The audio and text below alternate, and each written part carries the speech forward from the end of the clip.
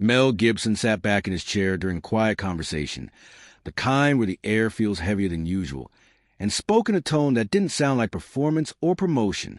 It sounded personal, almost reluctant. He suggested that there are versions of sacred history most people have never encountered, not because they were lost, but because they were never widely shared.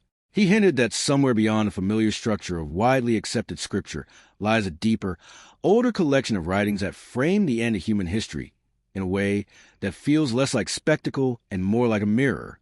And the unsettling part wasn't the idea that something was hidden. It was the possibility that it had been preserved all along, just not where most people were looking. What he was referring to traces back to a version of biblical tradition that developed outside the dominant Western narrative. This tradition carries more texts, more voices, and more perspectives than the standard collection many people grew up with. It is not simply a longer version of the same story. It is a different rhythm, a different emphasis, and in some ways, a different warning. Instead of focusing on dramatic external events as a defining feature of the end times, these writings suggest that the real transformation of the world begins quietly, internally, and almost invisibly within individuals and communities long before it becomes visible on any global scale. The idea that sacred texts could differ so dramatically raises uncomfortable questions. Who decided what was included and what was excluded? Were those decisions purely spiritual, or were they shaped by power, politics, and control? History shows that early religious communities were far from unified. There were debates, disagreements, and competing interpretations about what truth looked like and how it should be preserved. Over time, certain voices became dominant, and others faded, not always because they lacked value, but sometimes because they challenged structures that were beginning to solidify. In the tradition Gibson alluded to, the story of the end times does not begin with chaos. It begins with a subtle shift in attention. People do not suddenly abandon truth. They gradually stop seeking it. There is no dramatic rejection, no clear turning point. Instead, curiosity fades.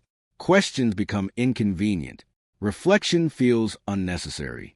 Life becomes filled with activity, but emptier in meaning. It is described as a kind of forgetting not of facts, but of depth. People remember words, rituals, and appearances, but lose connection to the essence behind them. As this condition deepens, the world does not collapse. It becomes louder. Noise increases. Distractions multiply. And constant stimulation replaces stillness. In this state, people are not forced away from truth. They are simply too occupied to notice it. The writings describe a society that becomes incredibly skilled at entertainment, but increasingly uncomfortable with silence. And in that silence is where deeper understanding once lived. Without it, even the most profound truths begin to feel distant or irrelevant. One of the most striking ideas in these texts is that the greatest distortions do not come from outside belief systems, but from within them. Leaders arise who speak the language of faith fluently, who know the symbols, the phrases, and the expectations. But their focus shifts subtly from guiding people toward truth to maintaining influence and control. They are not easily recognized because they appear familiar. They do not reject the sacred. They reshape it in ways that serve their own interests. And because they operate from within trusted structures, their influence spreads quietly and effectively. The natural world also plays a role in this unfolding story, but not in the way many expect. Events like environmental disruption, unusual patterns, and unpredictable changes are described not as punishments, but as signals. They are compared to early signs of transformation, moments that indicate something deeper is happening beneath the surface. The emphasis is not on fear, but on awareness. The external world reflects the internal state of humanity, and as one shifts, so does the other. Yet the most unsettling part of this perspective is not found in physical events or leadership failures. It is found in what is described as a growing emotional and spiritual numbness, a point where people become so accustomed to noise, comfort, and distraction that nothing deeply moves them anymore. Compassion fades into convenience. Truth becomes negotiable. And even those who sense that something is wrong struggle to articulate what they feel. It is not chaos that defines this stage. It is indifference. Within this framework, the concept of final battle is reinterpreted. Instead of armies or cosmic forces clashing in visible ways, the real struggle takes place within individuals. Each person faces choices that seem small in isolation, but carry cumulative weight. The writings describe these as internal barriers, patterns of thought and behavior that prevent people from seeing clearly or acting with integrity. These barriers are not imposed from outside. They are embraced gradually, often without awareness. Comfort becomes one of the most powerful of these barriers. When people prioritize ease over growth, they begin to avoid anything that challenges them. Difficult truths are ignored, not because they are disproven, but because they are uncomfortable. Over time, this avoidance shapes perception itself. Reality is filtered through preference rather than examined with honesty. And what begins as a desire for peace becomes a resistance to transformation. Pride follows closely behind. It does not always appear as arrogance. Often it looks like certainty, a belief that one already understands enough, that there is nothing left to question or explore. This closes the door to learning and isolates individuals within their own perspectives. When combined with comfort, it creates a powerful barrier, one that feels stable and secure, but limits growth in profound ways. Fear adds another layer. In uncertain times, the desire for safety intensifies. People become more willing to accept simplified answers, rigid structures, or authoritative voices that promise stability. In doing so, they may overlook deeper truths that require courage to face. Fear does not just influence decisions.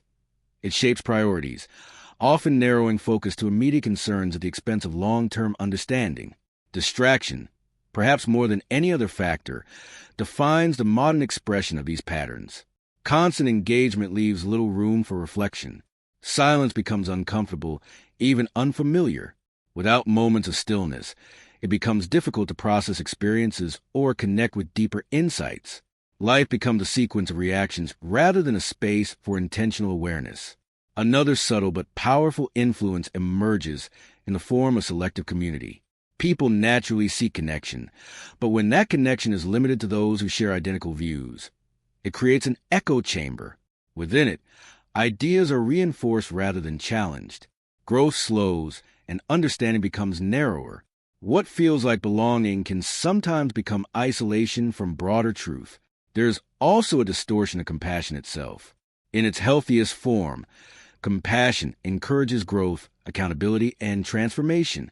But when it is redefined as avoidance of discomfort, it loses its depth.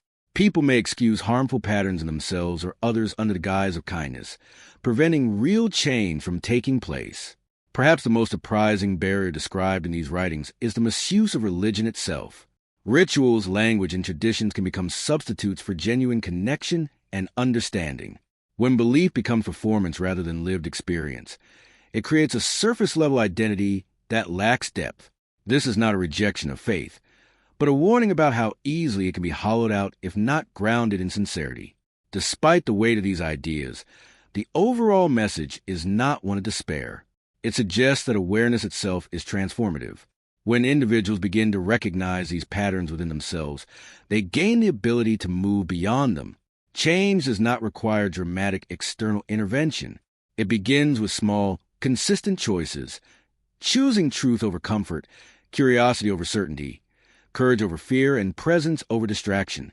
Another compelling element of this perspective is the idea of a system so pervasive that it feels invisible, rather than overt control, operates through convenience and satisfaction. People are given options, but those options often lead in similar directions. The illusion of freedom becomes a form of containment. It is not enforced through restriction, but maintained through preference and habit. In such a system, awareness becomes both rare and valuable. Those who begin to see beyond surface-level patterns may feel isolated at first. Their perspectives may not align with dominant narratives, and their questions may not be easily answered. Yet the writing suggests that this awareness carries responsibility. It is not meant to create division, but to inspire deeper connection grounded in truth. Interestingly, the role of transformation is not assigned to a single figure or event. Instead, it is described as emerging through ordinary people who choose to live differently. These individuals are not defined by status, recognition, or influence. They are defined by their willingness to remain honest, compassionate, and aware even when it is difficult. Their impact is subtle but significant, spreading through relationships and communities rather than through spectacle. This idea challenges common expectations about how change occurs. It suggests that the most meaningful shifts are not always visible or dramatic.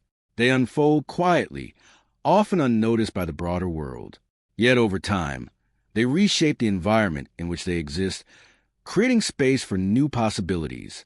The concept of the end times, in this light, becomes less about destruction and more about revelation. It is described as the unveiling of what has always been present but obscured. Illusions fall away, not because they are forcibly removed, but because they can no longer be sustained. What remains is not necessarily comfortable, but it is real for those who encounter these ideas. The reaction is often mixed. There is curiosity, skepticism, and sometimes discomfort. The notion that the most significant challenges are internal rather than external can feel both empowering and unsettling. It removes a distance between observer and participant, placing responsibility within reach. At the same time, it offers a sense of agency. If the condition of the world is influenced by individual choices, then those choices matter deeply. Small acts of honesty, kindness, and awareness contribute to a larger pattern. Change does not require perfection, but it does require intention. In the end, what Gibson hinted at is not just an alternative narrative, but an invitation to reconsider familiar ideas from a different angle. It encourages looking beyond surface-level interpretations and exploring deeper layers of meaning. Whether one accepts these perspectives fully or approaches them with caution, they open space for reflection.